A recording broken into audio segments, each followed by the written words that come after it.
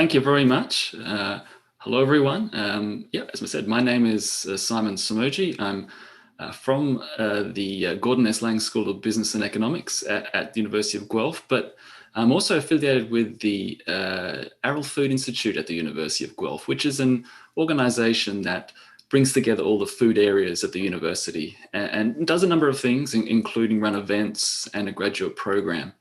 I hope the showcase today has been really informative, really rewarding. And I'm going to finish off today by talking about my area of work, which is in this area called value chains and that relate to food.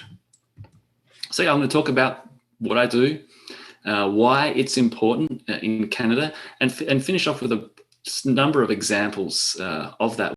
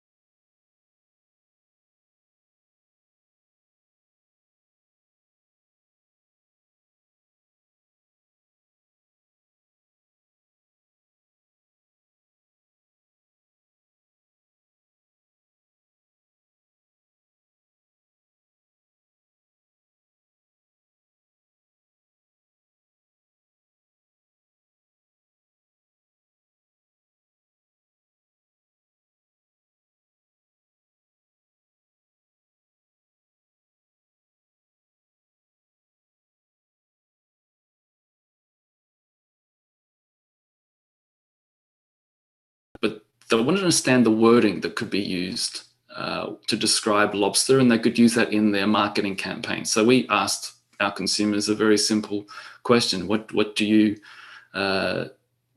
associate with lobster? And umami, delicious, protein came up. For those that don't know, umami is a very Asian flavor. It's sort of a meaty, brothy type flavor. But it gave information to the government to be able to use in the marketing campaigns that they were working on, which was pretty cool. So the examples I gave before of those supply chains were pretty simple in that each level of the chain supplies to the next. For shellfish, it is very complicated. And you can see here all the arrows going everywhere, and I'll walk it through to make it a little less complicated. The purple parts represent the Nova Scotian part of the chain. The reds represent the Chinese part. So let's do this for lobster. So a lobster harvester will go out, put their traps out in the water, and the traps have bait, and then they go back 1 day, 2 days, whatever it may be later, and they take the traps out of the water, and there's lobster hopefully in there. Then they sort the lobsters, throw back the ones that are not up to size, and they put them in crates. They then take the boat back to a wharf where a buyer will then buy the product. They're almost like a broker or a middleman. That buyer will then take the product and find a live shipper who will then send that product over to China. So the live shipper finds an importer in China, works with a clearance company that clears all the paperwork and finance. The importer then physically gets the product and does a number of things with it. They will then sell it to wholesalers in seafood markets, which is the main way they sell it. They might sell it to local restaurants as well. But they almost also sell it to other resellers or other companies that will then take the product to other markets, and then that product will then go to another city, go to wholesalers and restaurants. So remember, this is for lobster that is alive. So it has to get to market and to the consumer as quickly as possible. So logic would suggest that the least number of people or businesses touching the product would be the best solution. But that's not just the way it works. So a lot of hands touch this product, figuratively speaking, and that means that the product has a high mortality rate. So it's very complex, and one of the few chains where there is 8, 9, 10 companies between the harvesting of the product and the consumer. So we did our chain analysis. We went to restaurants, wholesalers, clearance companies, mainly in Guangzhou and Shanghai. Those are arguably the two biggest seafood markets in China. We asked them a whole set of questions. We looked obviously at the form of the product they want. Live is the main form. It is the highest value form. It gets the highest price point. There's also product there that is frozen in market, frozen in Nova Scotia. But there's also this product called fresh frozen. That's product that perishes on the way to market. It's not completely degraded, but it's in a form that can be frozen and then used in soups, hot pots, those types of things to flavor the soup. Not something that we do here in Canada, but for a whole set of reasons, particularly around food safety. But it is a third market for the product that does exist. What is eye-opening is the size of seafood markets in China, particularly the ones in the cities we went to, the Huangsha and Zhanyang markets in Guangzhou and Shanghai. These are like cities, particularly the Shanghai one, which is a relatively new seafood market, 37 acres. It's effectively like a city with hundreds of stores that sell effectively wholesale product to restaurants and other retailers. So what did we find? Sometimes I hear people refer to China as a developing market or a new market. The simple fact is China has been a developed market for quite some period of time, and not just for shellfish, but for all agri-food products, all products in general. So there is great competition, particularly for seafood, where countries like, particularly for shellfish as well, countries like the US, Australia, New Zealand, many countries in Asia as well, and also in Europe, selling their product into market. There's been a change in the consumer behavior in that, shellfish is an expensive product in Canada and it's an expensive product in China. So there's been a crackdown on money laundering, particularly over the last 5 to 10 years in China. So there's been this change to more value for money products rather than the extremely high expensive lobster, where lobster can be $50, $100, $200 a pound, depending on the type of restaurant or retailer it's sold in. But we did find that of all the different types of shellfish, and we looked at not only scallop and lobster and crab, but also a whole set of other things, oysters, winkles, razor clams. We found that everything is very competitive, but scallop was one where only the Chinese scallop is the product that is sold in market, and we didn't really understand why. So we talked particularly to the wholesale marketers, the importers. China and Chinese consumers and restaurants want live scallop. And typically the way scallop is harvested in Canada is that it's dredged off the bed of a seafloor in very large boats where it's shucked off the shell. The meat is then frozen and then it off goes to whatever market it goes to. But they want it live. And because they want to cook it live in the shell, not just the actual scallop meat. So there's an opportunity there for Canada to work with entities like the CFIA to work on a system to make that happen. Currently, you cannot export live scallop because once the product gets out of the sea, once the scallop leaves the water, basically, toxins can then leach into the muscle of the scallop. But there are ways of reducing that, so they're working on that. I've also shown here something that's really important when it comes to value chains, and these basically show the different types of factors that influence the relationships between buyers and sellers in that shellfish chain. What's really important is that price is not the number one factor. Quality, and this is not just for shellfish, but almost every other product I've ever looked at, quality is number one. Price is important. Credit terms are important as well. Relationships are important. But price isn't necessarily and very rarely the number one. What is number one is a thing I call SIFOTS, and I've spelled it out there. That is, as a seller in a supply chain, if you can supply in full on time to the specifications of your buyer, you will always have a buyer. Price is a secondary issue. If you can SIFOTS, then you can't name your price, but you will always have a buyer, and a good buyer and a long-term buyer. So important to remember, price isn't the main dictator when it comes to the buying and selling of products in supply chains. And I'd go and say that's not only within the agri-food sector, but also other businesses as well. Right, to finish off.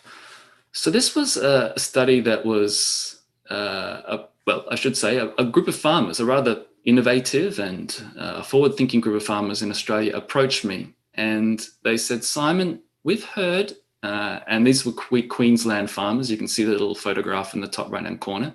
They were from the southeast of Queensland, in that shaded area. They said to me, Simon, we've heard in Singapore that broccoli sells for $12 to $14 a kilogram. That is amazing, because in Australia, and similar to Canada, it's $2 to $4 a kilogram, sometimes a little bit more, sometimes a little bit less. So they want to understand, okay, is this a lucrative market? Who's involved? What do they do? What money do they get? A whole bunch of different things. So I said, okay, we'll map the chain and see what happens. They currently sell broccoli there. But it's an interesting chain. It's what I call a 24-hour chain. I'll walk you through it. So broccoli farmers down here harvest the broccoli at 5 o'clock in the morning. They do it at very early morning because it's cool, and obviously Australia is a warm place and they want the product to last as long as possible. Where they'll pack it as well. Typically they'll put it in a vacuum chiller that chills it down very quickly. And that happens at about 7 o'clock in the morning. They'll then take it to the Australian port, which in this case is the Brisbane airport, at about 11 o'clock in the morning. It gets on Qantas flight 51. Well, before COVID, it would get on Qantas flight 51. And then it would take about 8 hours to then fly to Singapore, and then get there about 4 o'clock in the afternoon or so, based on their time. And then an importer would come and pick up the product once it clears customs. That would be about 6, 7 o'clock at night. It would then go into their refrigeration warehouse in Singapore, and then in the night time, they would then send the broccoli to food service, retailers, markets, so that by 5 o'clock in the morning or the next morning, the product is sitting on the shelf waiting for the consumer to buy it. So a 24-hour chain from soil to the consumer in a market that's about an 8-hour flight away. So very efficient chain. I haven't talked about money yet. And so this is a good example of money in the chain. So this is a breakdown of who gets what in the broccoli value chain. We'll go to the top first, and basically this number is important. $4.10. $4.10 is what the importer, which we showed in the previous slide, what the importer pays for that kilogram of broccoli. You can see the grower gets about half of that, which is pretty good. There's an exporter, I'll call the consolidator, who gets a bit of money, maybe about 5%. Freight, obviously it's very rapid, it's air freight, so it's expensive. And then you can see here the different types of supermarkets in Singapore and the different prices. So this is the Chinese product, which is the main competing product, and the Australian product. And you can see it is anywhere between sort of $9 and $14. So yeah, importer buys it for $4.10 and it's sitting on the shelf for $14. So that's a big jump. And I'll explain why in the coming slides. So we also look at the importance of the efficiency of this chain. You know, it's a cold chain system. It's got to get to the market very quickly. And if you've been to Singapore before, it's 35 degrees every day and 85% humidity. So, and Australia is quite warm and humid, particularly in southeastern Queensland. So you've got to make sure that the product is not getting warm. We look at all the different things that can go wrong in the chain. We look at all the issues all the way from air freight to fuel costs, refrigeration, breakdowns.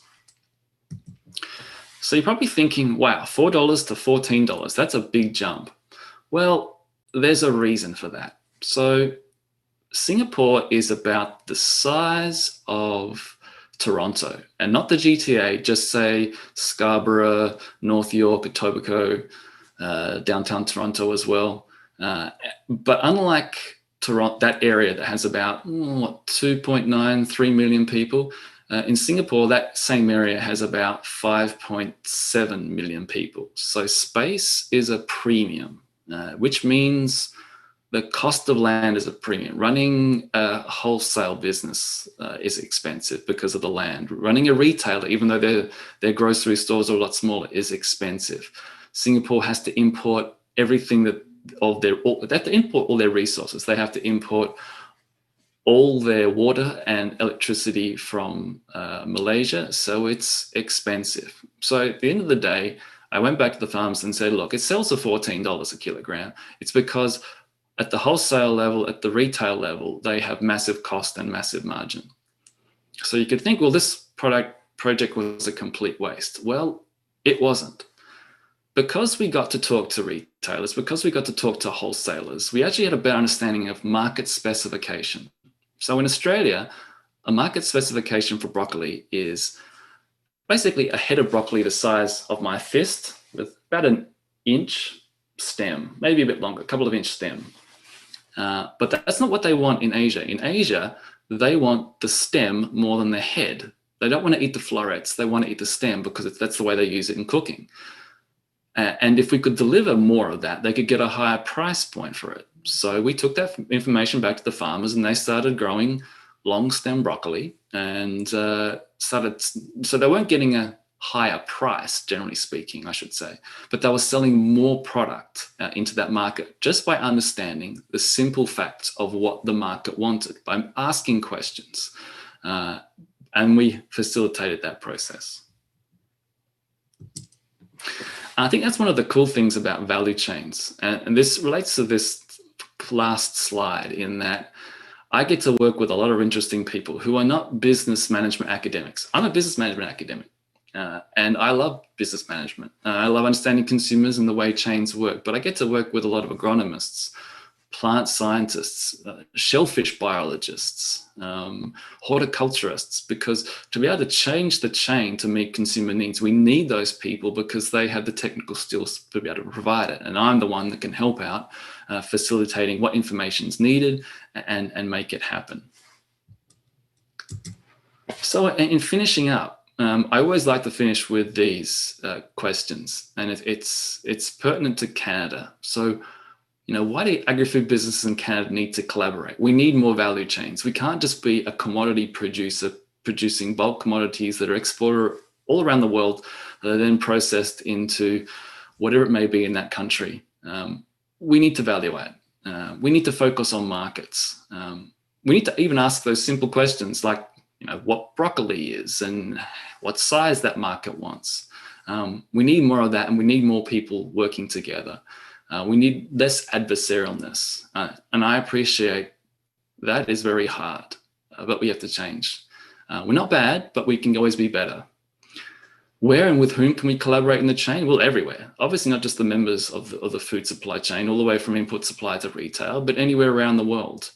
And let's be honest, regardless of political persuasions or philosophies, that the 21st century is the Asian century. It's where the bulk of consumers are. So we need to understand them, work with them, and keep pushing in that area. It's hard doing business with countries you've never done business before, particularly if you don't understand the culture and particularly if you don't understand the language. But we need to do better and keep on pushing. And what activities? Well, I've talked more today about things that are more science than they are probably business management.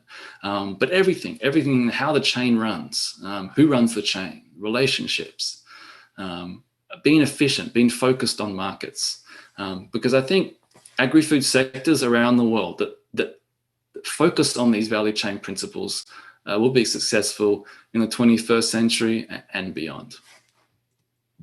So, thank you very much for listening for me today. I hope the showcase has been really great for you all, and hope to talk to you all soon.